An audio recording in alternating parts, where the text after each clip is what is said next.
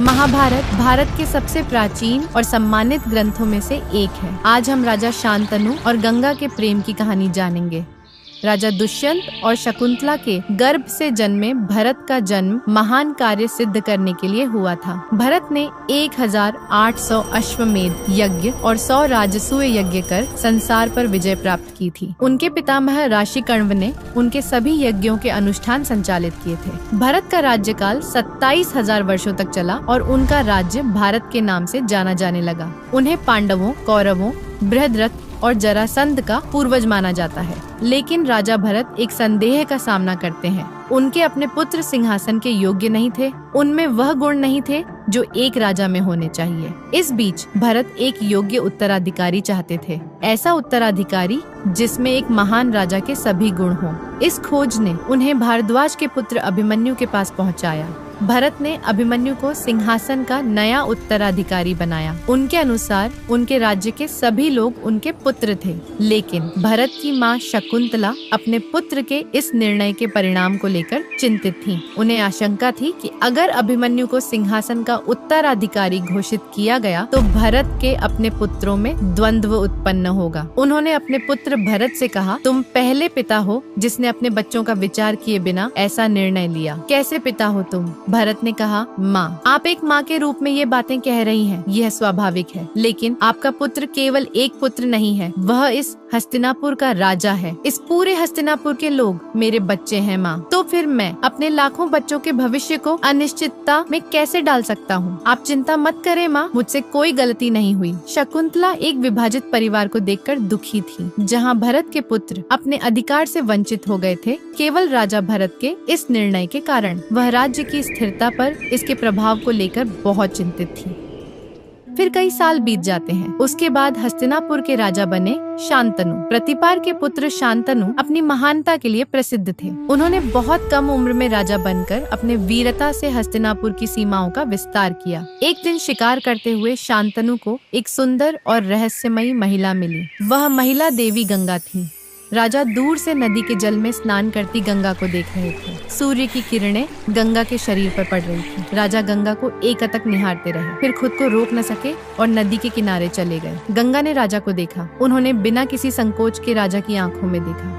उनके चेहरे पर मुस्कान थी। राजा समझ नहीं पा रहे थे कि उन्हें क्या कहना है। वह यह भी नहीं समझ पा रहे थे कि वह गंगा को इस तरह क्यों देख रहे हैं। गंगा ने राजा से कहा, राजा, क्या आप कुछ कहेंगे? राजा शांतनु चौंक गए। फिर उन्होंने कहा, नहीं, मतलब ऐसी कोई बात नहीं। गंगा ने कहा, तो फिर आप यहाँ क्यों खड़े हैं? शांतनु चुप हो गए। गंगा ने उनसे कहा, क्या एक महिला का स्नान देखना आपको अच्छा लगता है? शांतनु शर्मिंदा होकर अपनी नजरें हटा लेते हैं। उन्होंने कहा, छी छी, आप गलत सोच रही हैं देवी, मैं ऐसा कुछ। गंगा बोली, तो फिर यहाँ क्यों खड़े हैं? शांतनु ने कहा, अगर मुझसे कोई गलती हुई हो तो कृपया मुझे माफ करें। यह कहकर शांतनु वहाँ से चले जाने लगे, लेकिन 2 कदम बढ़ने के बाद उन्होंने फिर से गंगा की ओर देखा। वह धीरे धीरे गंगा की ओर बढ़ते हुए आए। उन्होंने गंगा से कहा, मुझे आपसे कुछ कहना था, लेकिन मुझे नहीं पता कि वह क्या कहना था। गंगा ने कहा, यह कैसी बात है? शांतनु शर्मिंदा हो गए। उन्होंने कहा, मन कर रहा है कि तुम्हें अपनी रानी बना लूं। गंगा नदी से बाहर आ गई। उन्होंने राजा से कहा, सच में? क्या आप सोच समझकर कह रहे हैं? शांतनु ने सिर हिलाकर हाँ कहा। गंगा ने कहा, अगर मुझे रानी बनाना है तो आपको एक शर्त माननी होगी। वह कठिन शर्त होगी। राजा शांतनु हंसकर बोले, क्या शर्त है? मैं मानने को तैयार हूँ। गंगा ने कहा, इतनी जल्दी क्यों? एक बार फिर से सोचें। कल मैं आपको शर्त बताऊंगी, उससे पहले आज रात अच्छी तरह से सोचें। क्या आप ये शर्त मान पाएंगे? राजा हंसते हुए वहाँ से चले गए। पूरी रात शांतनु सो नहीं पाए। उन्होंने पूरी रात आसमान के तारों को देखते हुए गंगा के बारे में सोचा। फिर रात खत्म हुई। जैसे ही सुबह हुई, वह गंगा से मिलने चले गए। शांतनु ने गंगा को देखा। उन्होंने गंगा के पास जाकर उन्हें गले लगा लिया और कहा, तुम ही मेरी रानी हो। गंगा हंसते हुए बोली, और शर्त? शांतनु ने कहा, मैं राजा शांतनु वादा करता हूँ तुम्हारी हर शर्त मंजूर है। गंगा बोली, आप तो शर्त सुने बिना ही वादा कर बैठे महाराज। शांतनु बोले, मेरे प्रेम से बड़ी कोई शर्त नहीं। गंगा हंसते हुए बोली, सच? शांतनु बोले, क्या तुम्हें डर नहीं लगा? गंगा ने पूछा, किस बात का डर? शांतनु बोले, अगर मैं वापस नहीं आता तो। गंगा हंसते हुए बोली, मुझे पता था कि आप आएंगे। गंगा भी खुद को रोक नहीं पाई। वे गहरे प्रेम में पड़ गए और गंगा उनकी रानी बन गई। गंगा की शर्त यह थी कि गंगा जो कुछ भी करेंगी, राजा शांतनु कभी भी उनसे कोई सवाल नहीं पूछेंगे। शांतनु और गंगा की प्रेम कहानी केवल एक जन्म की नहीं थी, यह प्रेम कथा उनके पूर्व जन्म की कहानी थी। इसलिए उन्होंने पहली मुलाकात में एक दूसरे के प्रति एक परिचित आकर्षण महसूस किया। शांतनु अपने पूर्व जन्म में सूर्यवंश के राजा थे। उनका नाम महाभिष था।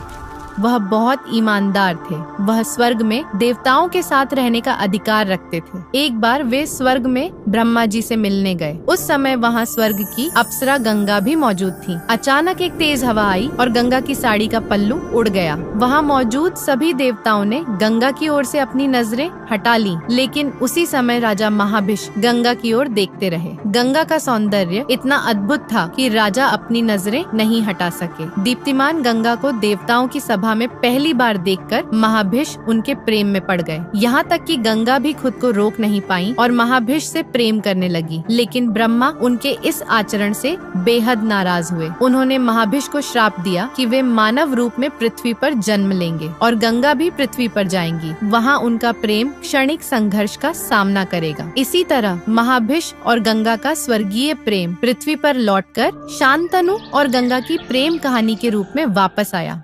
पहले दिन से ही शादी के बाद गंगा के आकर्षण से राजा शांतनु इतने मोहित थे कि वे कभी भी गंगा से कोई सवाल नहीं पूछते थे। गंगा ने 7 पुत्रों को जन्म दिया, लेकिन जन्म देने के तुरंत बाद ही वे उन बच्चों को नदी में बहा देती थी। शांतनु यह सब देखकर भी कभी गंगा को नहीं रोकते थे। यहाँ तक कि उन्होंने गंगा से कभी कोई सवाल तक नहीं किया, क्योंकि उन्होंने वादा किया था कि वे गंगा से कोई सवाल नहीं करेंगे। लेकिन जब उनके 8वें पुत्र के जन्म का समय आया, तब शांतनु ने गंगा से कहा, हे प्रिय, हमारा यह बच्चा। फिर वे चुप हो गए। गंगा बोली, मैं जो कुछ भी कर रही हूँ वह एक महान उद्देश्य के लिए है। वह बच्चे वास्तव में अष्टवसु थे। एक श्राप के कारण उन्हें इस पृथ्वी पर जन्म लेना पड़ा था। गंगा उन्हें मनुष्य के रूप में जन्म लेने के श्राप से मुक्त करने के लिए पृथ्वी पर आई और राजा शांतनु से विवाह किया। फिर उन्होंने 8 बच्चों को जन्म दिया। गंगा ने राजा से कहा, महाराज, मुझे क्षमा करें, आपने शर्त तोड़ दी है, इसलिए मैं अब आपकी पत्नी नहीं रह सकती, मुझे विदा दें। गंगा हाथ जोड़कर शांतनु के सामने खड़ी हो गई। शांतनु रोते हुए सिर झुकाकर जमीन पर बैठ गए। उन्होंने कहा, आज मैं राजा होते हुए भी शून्य हो गया हूँ। मैंने आपकी शर्त तोड़ दी,